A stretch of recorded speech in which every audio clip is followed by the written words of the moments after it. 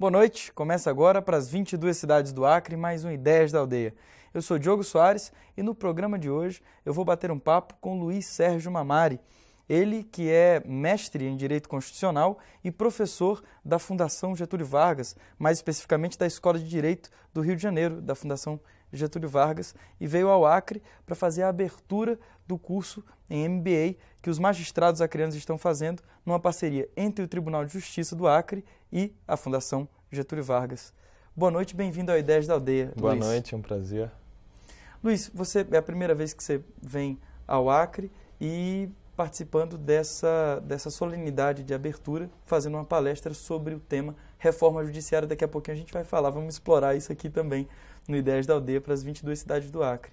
Mas eu queria que você explicasse um pouco, você, além de fazer essa palestra sobre reforma judiciária, você é uma das pessoas que está por trás da organização desse curso que a Fundação Getúlio Vargas disponibiliza e está realizando junto aos tribunais de justiça de cada estado. E, mais especificamente, no caso do Acre, com o Tribunal de Justiça do Estado do Acre. Exato. Que curso é esse e qual a importância desse curso?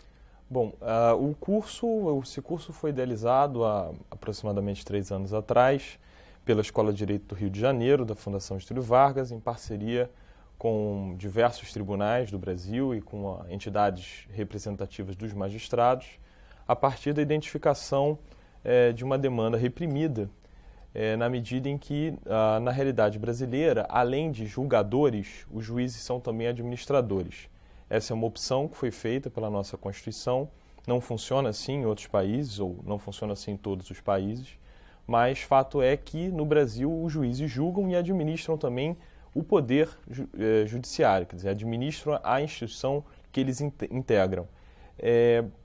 Muitas vezes, nós estamos falando aí de tribunais bastante grandes, com uma extensão, que cobrem uma extensão territorial bastante ampla também, e que muitas vezes movimentam, que têm orçamentos bastante significativos. São milhares ou centenas de funcionários, dependendo da realidade. Então, aquele juiz que fez o concurso público, se preparou, tem a sua graduação feita em direito, a sua pós-graduação, muitas vezes até um mestrado mesmo na área jurídica, ele não necessariamente vai ter todas as ferramentas necessárias para poder administrar o poder.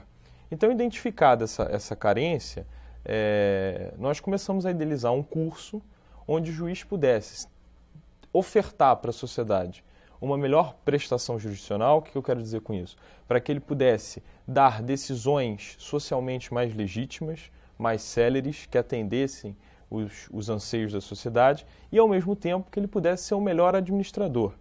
E administrador tanto macro quanto micro, quer dizer, desde o juiz que administra a sua serventia lá com os seus funcionários, até aquele juiz que, enfim, que é presidente de um tribunal, é vice-presidente de um tribunal, é corregedor de um tribunal e que vai ser responsável por toda a estrutura administrativa daquele órgão. Então, o curso, a partir dessa carência que eu mencionei, foi idealizado em 2 vertentes, uma vertente jurídica e uma vertente administrativa, econômica, de modo a que o juiz, ao fim do curso, possa ser um profissional mais apto a decidir e também mais qualificado para administrar o Poder Judiciário, porque são coisas indissociáveis, né? Se você não consegue gerir os recursos materiais e humanos que estão colocados à sua disposição, dificilmente você vai conseguir também decidir com a celeridade, com a legitimidade que a gente espera. Correto. Luiz, essa capacidade de administrar a dedicação ao estudo desse tipo de situação, que é a administração pública dentro do Poder Judiciário, você acha que ela tem uma interferência na atividade jurisdicional? Ou seja, o conhecimento nessa área acaba fazendo com que o juiz julgue melhor?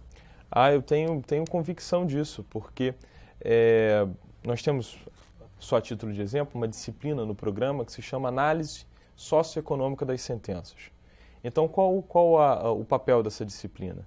Essa disciplina pretende informar o juiz qual o impacto das decisões que ele dá. Então, quando o juiz manda que o Estado forneça medicamento uma pessoa que esteja enferma, uma pessoa que esteja doente, quando o juiz determina que o Estado matricule uma determinada criança numa escola, essa decisão, invariavelmente, ela vai ter impactos no orçamento do Poder Executivo, no caso. Muitas vezes o juiz julga isso, ele determina isso, sem ter a visão completa desses impactos e sem medir as consequências disso num espectro global. Então, o juiz, quando ele tem esse tipo de qualificação, quando o juiz consegue ter competências, e eu estou falando de competências técnicas, né, naturalmente, para fazer esse tipo de análise, uma análise mais estrutural, uma análise que, usando ferramentas da economia, usando ferramentas da administração, fatalmente também ele vai poder entender o problema concreto que é submetido a ele e, a partir daí, ele vai conseguir sair com uma decisão mais adequada. Inclusive, ele deixa de ficar refém de um técnico, de um perito, de um assistente técnico que vai auxiliá-la no processo. Ele pode, a partir de suas próprias convicções, né, decidir. Decidir melhor. Luiz, esse tipo de atividade, que na verdade é uma atividade em que o órgão do Poder Judiciário procura um órgão acadêmico para poder fazer com que os seus juízes se capacitem para isso mesmo. Exato. Que você acabou de colocar. Essa talvez seja um reflexo do que o judiciário brasileiro vem passando, que é uma série de mudanças que, inclusive, estão apontando também para as mudanças legais, para as mudanças na legislação. E um dos temas, o tema que você veio discutir nessa abertura foi justamente a reforma do judiciário. Exato. Essa reforma do judiciário, antes da gente entrar mais especificamente em alguns pontos, até para que as pessoas em casa possam conhecer um pouco melhor sobre o que é essa tão falada reforma do judiciário, essa reforma ela é uma reforma formal. Agora, esse tipo de atividade que está acontecendo agora aqui no Acre, ela representa uma reforma na mentalidade? Sim, lá na escola, na nossa escola de Direito, nós costumamos chamar essa reforma da reforma silenciosa do Poder Judiciário. Quer dizer, é a reforma que é feita dentro do próprio tribunal. Porque a reforma do Poder Judiciário, nós não podemos ser inocentes e acreditar que se todas as instituições, se todos os poderes do Estado e mesmo as entidades da sociedade não estiverem engajadas nessa reforma, essa reforma, não diria que fracassará, mas ela terá um percurso muito mais difícil pela frente. Então, essa reforma ela tem um aspecto que é interno e ela tem um aspecto que é externo. Esse aspecto interno a gente pode denominar de reforma silenciosa, quer dizer, é o Poder Judiciário dizendo que tipo de profissional, com que tipo de profissional ele pretende contar, com que tipo de ferramentas ele pretende contar e quais as providências que ele mesmo está tomando para se autorreformar, né? Existe a reforma legislativa no nível constitucional, que aconteceu com a emenda constitucional número 45 de 2004. Existem as reformas infraconstitucionais, como, por exemplo, a reforma da legislação processual civil, que está em curso. Agora, em junho, vai ocorrer ela já entra em vigor. Isso. E você tem também essa reforma silenciosa. A gente costuma, inclusive, dizer, lá na escola, sobre a batuta lá do nosso diretor, o professor Joaquim Falcão, que existem vários ambientes, vários locos onde essa reforma ela acontece. Ela acontece no ambiente administrativo, que é essa reforma silenciosa, conduzida pelo próprio Poder Judiciário. Ela acontece no ambiente legislativo, que é essa reforma das leis, Constituição e legislação infraconstitucional, e ela tem o local dela no Congresso Nacional. E essa reforma acontece também no âmbito do Poder Executivo e no âmbito da sociedade civil. Então, você não pode ignorar que essa reforma ela precisa acontecer nessas quatro esferas. Cada uma dessas esferas tem atores diferentes e cada um desses atores tem que adotar posturas diferentes para que essa reforma possa acontecer. Porque, senão, nós corremos o risco de cair num discurso um pouco panfletário, uma coisa um pouco vazia, de vamos reformar, mas as medidas de fato, a coisa não acontece, né? Correto. Luiz, você acabou de colocar, de falar sobre os lugares por onde essa reforma está acontecendo nesse momento. E um desses nichos de onde a reforma acontece é justamente a sociedade civil, e a sociedade é quem mais sofre com os principais problemas da justiça, que são a morosidade, enfim, e tantos outros problemas que a gente está acostumado a ver nos jornais e a sentir na pele quando qualquer pessoa que entra na justiça para pedir alguma coisa. Essa consciência de que a justiça precisa mudar, ela parte de uma necessidade da sociedade, o Estado assume isso para si. Como, na sua opinião, o judiciário tem absorvido esse anseio por mudanças? Eu acho que bastante bem. Eu acho que o judiciário hoje, posso dar a título de exemplo, o ex-ministro Nelson Jobim, quando tomou posse, quando foi empossado presidente do Supremo Tribunal Federal, no seu discurso de posse, ele elegeu a reforma do Poder Judiciário como uma de suas metas, quer dizer, e conseguiu conduzir isso adiante. Você verifica que as lideranças do Poder Judiciário estão muito engajadas nisso, e aí esse aspecto interno, né, porque é uma questão até de estratégia, se eu não escolho a reforma que eu quero, alguém vai escolher por mim, né? Então, eu acho que é fundamental que as lideranças do judiciário estejam atentas a isso, tanto estão que hoje a gente vem ao Acre justamente para implantar um curso para qualificar os juízes, os magistrados do Acre por iniciativa de sua presidência, quer dizer, por iniciativa da cúpula do Poder Judiciário local, que entendeu e identificou essas carências e achou por bem resolver esses problemas. E a solução que eles adotaram foi justamente criar essa parceria com a Escola de Direito da Fundação Getúlio Vargas do Rio e começar esse primeiro MBA em Poder Judiciário aqui no Estado, né? E observe, é um curso em Poder Judiciário, não é um curso que tem o seu foco numa determinada área de conhecimento, não é um curso em gestão, não é um curso em administração, em economia e em direito, é um curso em Poder Judiciário. Então, a ideia é analisar o Poder Judiciário sob diversos enfoques, sempre multidisciplinar, né? Porque o Poder Judiciário é isso. O Poder Judiciário não é só direito, ele não é só administração, ele não é só economia, ele não é só gestão, ele não é só orçamento. O Poder Judiciário é de tudo um pouco. E junto, ao mesmo tempo, né? Então, só uma visão como essa vai poder, com fidelidade, possibilitar uma mudança efetiva. Exato. Luiz, a Fundação Getúlio Vargas está desenvolvendo esses cursos com vários tribunais de justiça em cada estado brasileiro. Exato. Não em todos, acredito? Não em todos ainda. Existem alguns cursos já em andamento. Há uma demanda por novos cursos. Isso, enfim, nós temos sentido dessas lideranças do Poder Judiciário um interesse bastante grande pelo curso, pela promoção do curso e respeitando aí, quer dizer, mantendo a qualidade, a ideia é atender a todos os tribunais que tenham interesse no desenvolvimento desse programa. Era exatamente sobre isso que eu ia fazer uma pergunta. Esse interesse que está sendo notado por parte de cada estado em melhorar o seu atendimento, ou melhorar o seu quadro de profissionais, principalmente os magistrados, que, enfim, é quem cumprem o dever jurisdicional de julgar, que dão as decisões, que dizem o direito, esse interesse grande por parte dos estados, ele demonstra um sentimento positivo com relação a essa reforma do judiciário como um todo? Talvez essa reforma silenciosa ela esteja começando antes mesmo das leis começarem a surtirem efeitos? O que é importante a gente observar é que a reforma, tal qual foi feita na Constituição Federal, ela, na realidade, esse projeto de emenda à Constituição, ele tramitou no Congresso durante 13 anos, né?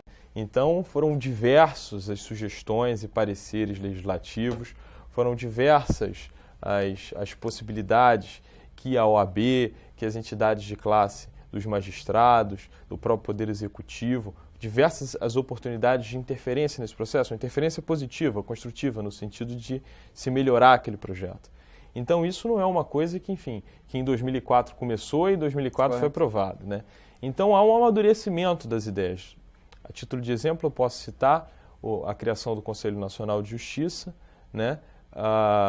Já durante os trabalhos da Assembleia Nacional Constituinte, o ministro Márcio Tomás Baixo, que à época era presidente da OAB, ele defendia a criação de um órgão administrativo de controle administrativo, é sempre bom destacar isso, do Poder Judiciário. Não é um controle jurisdicional, não é um controle, enfim, das decisões. Né, é um controle administrativo. Ele já defendia isso. Então tem ideias que hoje a gente discute como se fossem grandes novidades, mas na realidade há todo um amadurecimento, há todo um pensamento feito sobre essas questões e que datam, enfim.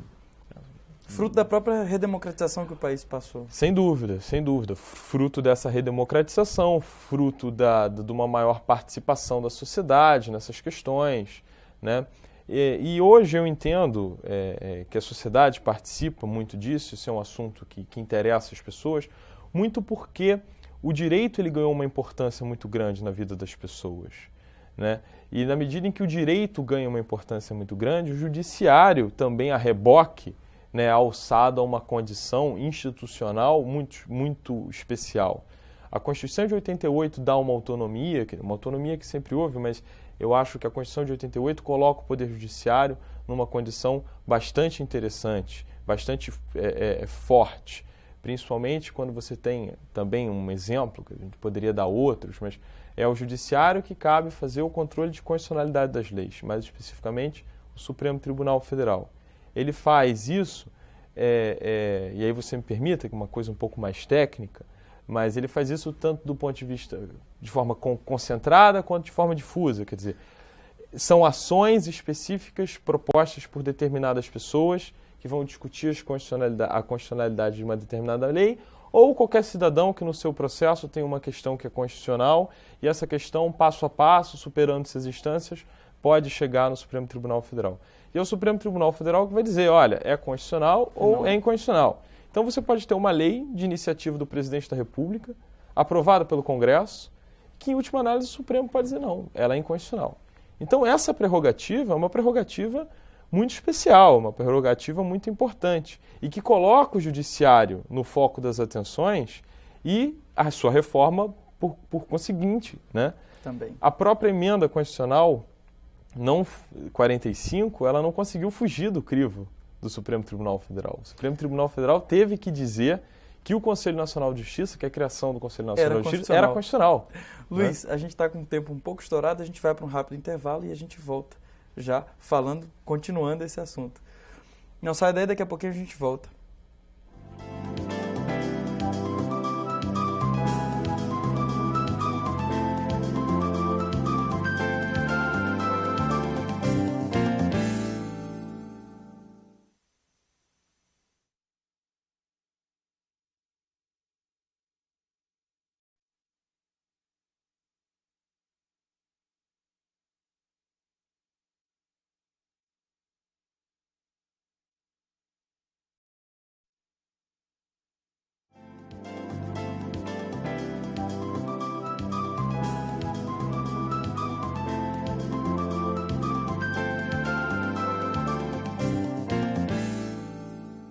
Estamos de volta conversando com o Luiz Sérgio Mamari, ele que é professor da Fundação Getúlio Vargas do Rio de Janeiro, mestre em Direito Constitucional.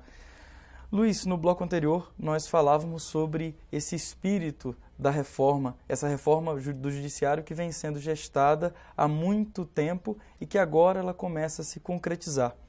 Em 2004, ao final de 2004, entrou em vigor a Emenda Constitucional 45, Isso. Que a gente já falou sobre ela um pouco no bloco anterior.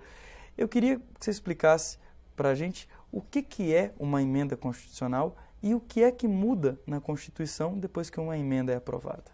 Bom, a emenda constitucional é a forma de se alterar o texto da Constituição.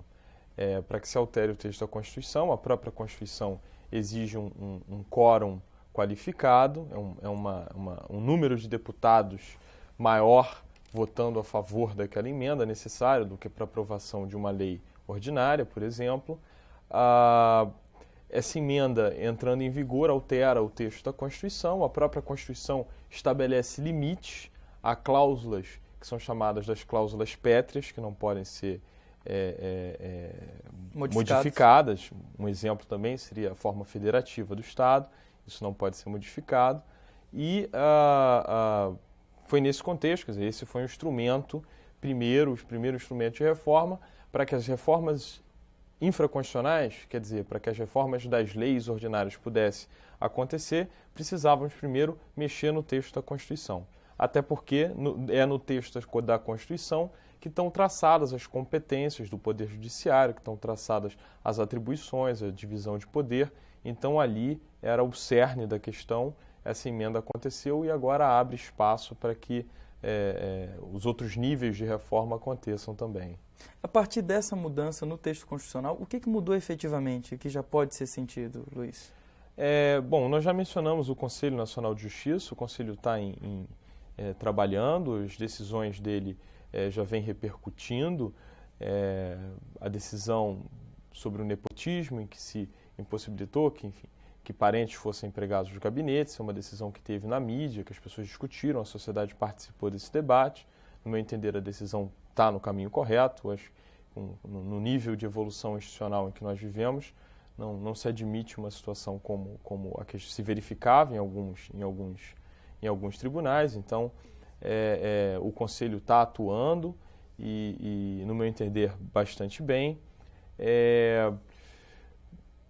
Em relação a outras mudanças, eu acho que algumas delas ainda dependem de normas específicas para que possam acontecer, e acho também que o resultado disso a gente vai poder medir mais adiante, né? Ainda é cedo para poder identificar quais seriam as vantagens ou o que melhorou a partir da emenda. Correto. E a partir de agora, depois de aprovada a emenda número 45, que já começou a refletir em algumas mudanças práticas, começa uma nova fase da reforma do Judiciário. Quando se fala em reforma do Judiciário, se tem uma ideia errada de que é uma reforma só, de que é um único plano, uma única lei que vai mudar todas as coisas que precisam ser mudadas no Judiciário, e não é bem assim, né? Não é assim. Eu acho que não existe a grande solução. Existem pequenas soluções que têm que ser implementadas, e essas pequenas soluções é que vão paulatinamente, aos poucos, resolvendo essas questões. O Judiciário, ele não é um poder. Na realidade, você tem diversos judiciários, você tem tribunais com diferentes competências, localizados em regiões do país muito distintas, com carências muito distintas, com problemas estruturais muito distintos. A própria composição dos tribunais, ela é muito heterogênea também. Então, você tem tribunais onde o magistrado tem um perfil mais jovem, você tem tribunais onde você tem uma prevalência de mulheres, e todas essas peculiaridades você tem que levar em consideração na hora de propor uma solução, sob pena de aquela velha história, né? Para quem só conhece o martelo, todo problema é prego. Né? Então, é essa visão que a gente tem que superar. Quer dizer, nem todos os problemas são prego. Tem que compreender as peculiaridades. Exatamente. Então, a gente vai ter que ver com que ferramentas a gente vai precisar contar para cuidar de cada problema. Então, não existe. É uma ilusão a gente achar que vamos ter uma grande solução, ou que a emenda constitucional, ou a criação de seja lá que órgão, vai resolver todos os nossos problemas. Não vai. Né? É um processo. A coisa está caminhando, ela está evoluindo, e ainda há muita coisa por fazer, mas acredito que estamos no caminho correto. Correto. Nesse processo de evolução, que é o caminho correto, como você acabou de dizer, hoje tem 26 projetos tramitando no Congresso Nacional que versam sobre a reforma do Judiciário, nesse caminho que até agora parece ser o mais acertado. Esses 26 projetos, eles tratam de aspectos específicos dentro do sistema judiciário, dentro do sistema jurídico do Brasil. Hoje, quais são os principais problemas, na sua opinião, Luiz, do judiciário brasileiro? Eu acho que a nossa legislação infraconstitucional, principalmente essa que trata da lei processual, ela precisa ser reformada para que os processos se tornem mais ágeis, né? Eu acho que nós deveríamos dar maior ênfase à parte negocial dentro do processo, né? Posso, enfim, a título de exemplo também, tem uma empresa com uma larga operação aqui no Brasil, uma multinacional, que estabeleceu uma meta para o seu corpo jurídico. Isso é muito comum, as empresas estabelecerem metas para suas diretorias, mas para a diretoria jurídica é menos comum. E a meta era a seguinte: você tem que diminuir o número de ações em que eu sou parte, tanto o autor quanto o réu. Então, foi levada adiante uma série de negociações que conseguiu reduzir bastante o número de ações. Em algumas situações mesmo, os advogados dessa empresa foram autorizados a desistir das ações, né? Seguiram adiante só aquelas ações de interesse estratégico da companhia. Então, isso mostra que os processos de negociação ele é muito importante. Então, eu acho que a legislação que vier e que der ênfase nessas questões, elas são bem-vindas. Os juizados especiais federais e também os estaduais têm ênfase na conciliação. Tem ênfase na conciliação. Essa é uma característica ou um caminho apontado mundialmente que o Brasil tem seguido, ou isso tem sido um caminho que o Brasil está adotando, despertando o interesse, inclusive, internacional, Luiz? Eu não saberia te dizer, enfim, se isso é uma coisa de dentro para fora ou de fora para dentro. O fato é que está funcionando. O que eu posso te dizer é que funciona. Já funcionou melhor, porque aí tem uma outra curiosidade também. Os juizados especiais, quando eles foram criados, justamente por as audiências de conciliação eram marcadas muito rapidamente, as sentenças eram dadas também muito rapidamente. Então, o que a sociedade entendeu? Essa prestação jurisdicional funciona. E agora eles estão abarrotados. Exatamente. E aí ela vai e, já que funciona, eu quero. Quando chega esse fluxo de novas demandas, de novas ações, você começa, quer dizer, a eficiência comprometeu a qualidade, né? Que é um outro aspecto também que nós não podemos ignorar. O problema do Poder Judiciário é um problema um pouco sistêmico. Qual é a grande questão? Ele não consegue decidir na mesma velocidade em que as demandas entram. Então, se você encarar aquilo como um sistema em que entram demandas e saem decisões, você tem, na realidade, 3 formas de equilibrar essa equação. Ou você aumenta o número de decisões, ou você diminui o número de demandas, ou você faz as duas coisas, né? Porque não adianta só aumentar o número de decisões, não adianta qualificar o juiz para que ele decida mais rápido, não adianta aumentar o número de juízes, porque o que vai acontecer? Um pouco o que aconteceu com o juizado especial. Por ele ser eficiente, a sociedade recorria. A demanda aumentou. E aí a demanda aumenta. Então vai ficar... você vai sempre ficar correndo atrás do prejuízo, vamos chamar assim, né? Então você tem que cuidar do número de decisões que são ofertadas, da capacidade de decidir do Poder Judiciário, mas também da quantidade de ações que chegam ao sistema, né? Porque senão você vai sempre ter essa defasagem. Correto. E já que dentro dessa matemática do Poder Judiciário, Luiz, o número de juízes que o Brasil tem hoje, ele é suficiente ou nós precisamos de mais juízes? A relação entre cidadãos, entre o número de habitantes e o número de juízes no Brasil é uma relação menor do que em alguns países. Há países em que você tem mais juízes proporcionalmente do que no Brasil. Mas também há países em que você tem menos juízes. Eu acho que o Brasil tem ali uma situação intermediária. Isso difere muito de região para região, né? Mas eu continuo acreditando que esse é um aspecto importante, correto, o número de juízes. Mas você aumentar o número de juízes, cedo ou tarde, então você vai ter um juiz que vai cuidar de poucos processos, as sentenças sairão rapidamente.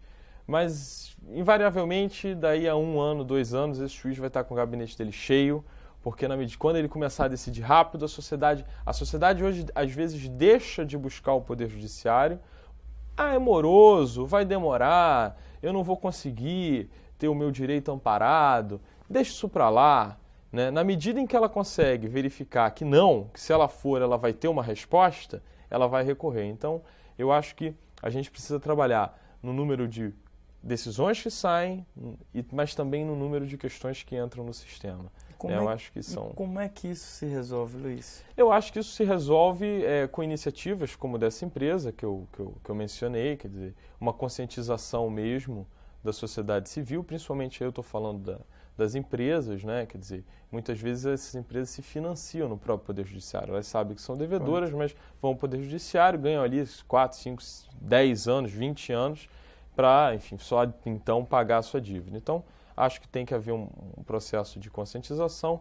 Acho também que o poder público, o executivo mais especificamente, tem que ser um pouco mais parcimonioso quando vai ao judiciário. Muitas vezes a gente verifica o poder executivo tendo uma atuação no judiciário que talvez não fosse a melhor. E aí eu posso também dar um exemplo. A Advocacia Geral da União, no ano de 2004, por meio de instrução normativa, listou uma série de ações, uma série de matérias em que os seus advogados estavam expressamente autorizados a não recorrer. Quer dizer, isso é uma iniciativa muito interessante do próprio Poder Executivo, no sentido de não vamos perpetuar essas brigas, não vamos perpetuar essas questões. Porque geralmente as causas em que o poder público elas vão até a última instância. Pois é. Essa é a praxe. Isso não é o desejado, né? O desejado é que, enfim, que o que chegue, o que siga adiante são aquelas matérias mais plausíveis, ou então onde você não tem uma jurisprudência já consolidada, né? E essa iniciativa da Advocacia Geral da União merece também ser festejada, né? E acho também que o próprio Poder Judiciário tem um papel importante nessa tarefa, que é um papel quase que educacional. Hoje o juiz ele pode, verificando que os recursos têm o intuito meramente, enfim, de atrasar a solução do processo, ou verificando que aquela lide é uma lide temerária, que o direito ali, enfim, não se sustenta, pode o juiz pode aplicar multas, ele pode exercer essas leis já existem. Então talvez seja também o caso do Poder Judiciário ser um pouco mais rigoroso na análise dessas questões e fazer valer, quer dizer, esses dispositivos que o autorizam, por exemplo, a aplicar uma multa quando o recurso for, como, enfim, se diz aí no jargão, procrastinatório, né? Então, eu acho que o Poder Judiciário tem esse papel. E é um papel, isso é um processo, é uma evolução, quer dizer, isso é cultura, e lei não muda cultura, né? Não adianta emendar a Constituição. Mas a cultura muda as leis. A cultura muda as leis, o caminho inverso é verdadeiro.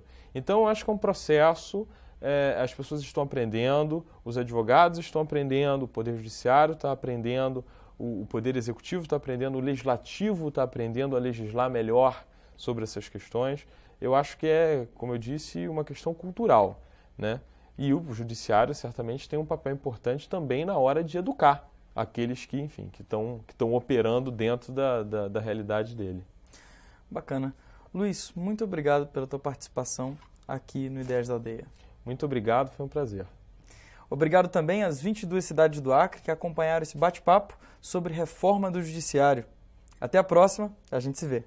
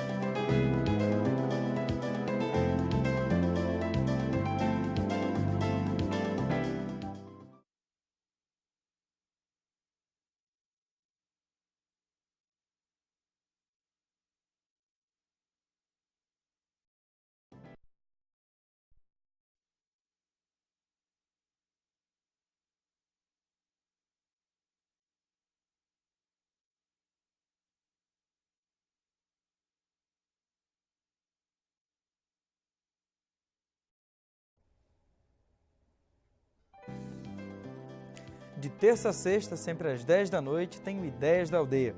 No programa de hoje, eu vou conversar com Luiz Sérgio Mamari, ele que é mestre em Direito Constitucional e professor da Fundação Getúlio Vargas do Rio de Janeiro. Vai ser um bate-papo sobre reforma do Judiciário e sobre o curso MBA que os magistrados acreanos vão começar a fazer. Você não pode perder esse bate-papo hoje, às 10 da noite, só aqui no Ideias da Aldeia. A gente se vê.